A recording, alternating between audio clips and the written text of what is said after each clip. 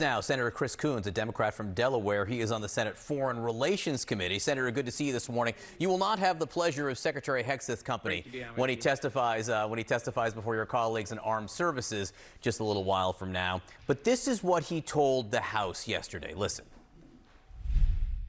The biggest challenge, the biggest adversary we face at this point are the reckless, feckless, and defeatist words of congressional Democrats and some Republicans. Your hatred for President Trump blinds you to the truth of the success of this mission.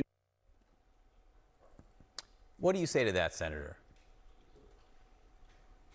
Well, I'd say that our love of the American people makes it clear for us that this is a war that President Trump had no idea what he was doing when he got us into it and has no clear path to get us out of it.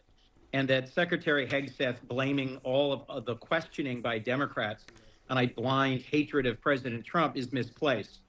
That what I'm hearing from my constituents in Delaware is alarm about the soaring cost of gas, concern about deployments of our National Guard as well as our active duty forces to the Middle East, and the lack of any clear path out of this conflict in Iran.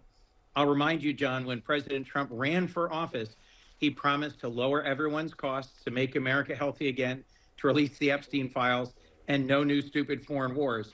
And I don't see he's making progress on any of those. He also said he'd end the war in Ukraine on day one, and it's no closer to being concluded with a just and lasting peace today than when it started. That's just rooted in what's happened, not in any dislike for President Trump. Gas prices soared really to $4.30 a gallon overnight, up 7 cents from yesterday. They're now at their highest level in 4 years. I do want to read you a statement we just got in a few minutes ago. This is from the new supreme leader in Iran, Mojtaba Khamenei, who put out a statement. I should say it's on paper. It's a paper statement. We still have not seen him for the entire duration of this conflict, but he talked about Iran entering a new stage on the Strait of Hormuz. We said we and our neighbors across the Persian Gulf and the Gulf of Oman share a common destiny, and foreign actors who come from thousands of kilometers away with greedy intentions have no place here except in the depths of the waters. This chain of victories achieved by the grace of God and through the policies of resistance and the strategy of strong Iran marks the beginning of a new regional and global order. What do you think he's saying here, and what does it mean for the next weeks, months, years in the Strait of Hormuz? Look, the goals of this war in Iran were not clearly set from the beginning. President Trump talked a lot about regime change. And instead, by killing the Ayatollah, what he's gotten is Ayatollah 2.0, his son, angrier, more determined to resist, and a more repressive IRGC rather than regime change. And what the new Ayatollah statement is suggesting is that they now know they've got a new weapon. Their ability to close the Strait of Hormuz and impact the economy of the world, not just the United States, is every bit as powerful a weapon in the hands of the Ayatollah and his repressive and brutal regime as would be a potential nuclear weapon. So he's threatening Donald Trump. He knows that we don't have the capacity to withstand months and months, maybe years of oil soaring and of the other costs that the closing of the Strait of Hormuz are imposing. It's spring planting time. Fertilizer costs are going up. Helium's necessary for semiconductor manufacturing. That's also critically comes through the Strait of Hormuz.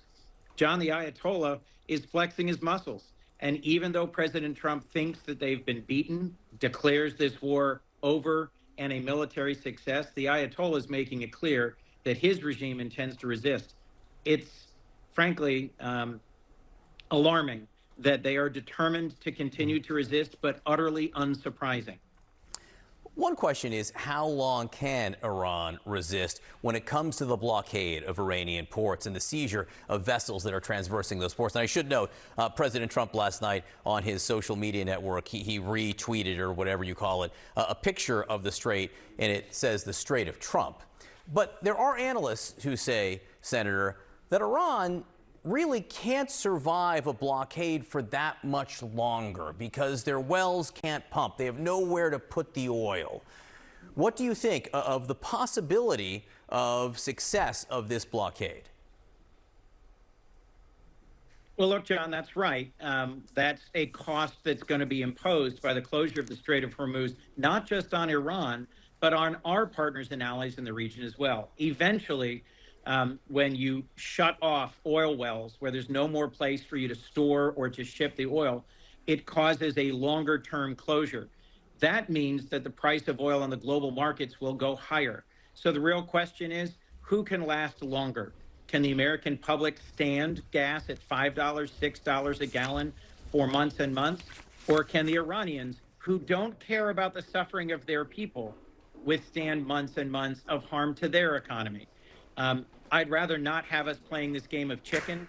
And John, in the end, I think President Trump is going to be forced to accept a diplomatic deal that is far weaker and far less lasting than the one that Barack Obama secured with Iran, that Donald Trump tore up on his first day as president back in 2017. All right, well, we will see where negotiations go. Oil prices, after hitting $1.26 a barrel overnight, are now dropping. They're down a few percent today. We will see where they end up as well. Senator Chris Coons, appreciate your time this morning. Thank you. Kate?